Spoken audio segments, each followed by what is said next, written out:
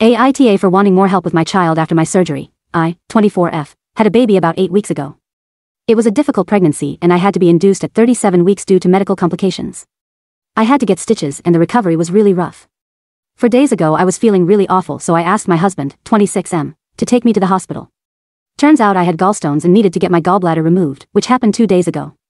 Yesterday I was discharged from the hospital, and while the doctor did say I should walk around, I don't think I should be 100% back to doing everything I was before the surgery. I asked my husband for just a little extra help with our child. I said I don't mind holding her in my lap for feedings. But diaper changes and anything involving carrying the baby from room to room I'm uncomfortable with, at least the first day or two being back home. He got upset because the doctor said I should be fine. We got into a big argument after I explained that this is my second major medical procedure and he last 2 months, and I didn't say I wasn't doing anything, I just needed a little extra help. This morning, my MIL, who I usually get along great with, stopped me on my way to the bathroom to tell me I shouldn't be asking for extra help.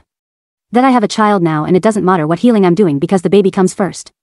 Again, I said I wasn't asking for anyone to take over for the baby completely. I was just uncomfortable carrying the baby from room to room since she is pretty big now and kicks right where the incisions are. I thought it was reasonable since I literally just came home from the hospital the evening before. I thought my points were valid, but now that 2 people in my family have said the same thing, I'm not sure if I'm TA or not. I'm just in a lot of pain and I need a little more rest than usual, not to mention my painkillers have been putting me to sleep for hours. Edit, both my husband and MIL previously had been super helpful with the baby. My husband has never seen helping out as babysitting or only my job, and my MIL has also helped a lot by watching my child so I can take naps or run errands. I'm not sure why they blew up when I asked for just a bit of extra help. Wanted to clarify they had been very helpful up until this point. As far as the living situation is, we are temporarily staying with my MIL. She had broken her back and our lease for our apartment was up, so we decided to move in to help her heal and also use that time to save money for a down payment on a house. Unfortunately, this was right before the housing in our area blew up in prices, so it's been hard to find anything. What was only supposed to last about 6 to 12 months will be 2 years in November. A big part of both of their arguments was that my MIL had her gallbladder removed a few years ago and she went right back to normal as soon as she left the hospital since she's the main caretaker for her mother. She's also broken her back twice while taking care of her parents and still went right back to it as soon as she left the hospital. Then she compared me recovering to a story of her killing a tarantula outside before her kids came home from school. Yes, it could bite her and maybe even kill her, but her kids are worth it, and that's how I needed to see recovering from surgery as. Not the a-hole. Relevant comments, NTA, the unwillingness from both your DH and MIL to recognize you need to recover from a surgery you had 2 days ago is staggering. Your MIL seems to subscribe to that old-fashioned thinking that parenting is a woman's job, men just help babysit. She disregarded your discomfort and, indirectly, suggested you're a bad parent for needing to heal from a literal organ removal. The thing is, your MIL stopping you on your way to the bathroom in the morning at your own home clearly shows your husband ran to her and told her you were being unreasonable. Then she chose to scold you instead of helping. This requires a long talk regarding boundaries. Is there anyone from your side of the family willing to give you a hand for a couple of days? Or will DH and MIL finally decide to help you after you pop a stitch or two? Another comment. NTA. Honestly, having my gallbladder removed was the most painful recovery of my life, and I've had a hysterectomy, breast reduction, eye surgery, etc. It took me a week just to walk around normally. I cannot imagine carrying a baby around too. You need to find an advocate before you end up with postpartum depression. Your doctor is apparently a misogynist. Update, first off, I totally get why some people thought in this instance my husband was seeing helping with his child as babysitting. Usually he's all for putting in 50-50ths with our child. He stays up late, fixes bottles, changes diapers, etc. He's usually a very doting and loving father, which is why his comment threw me off so much.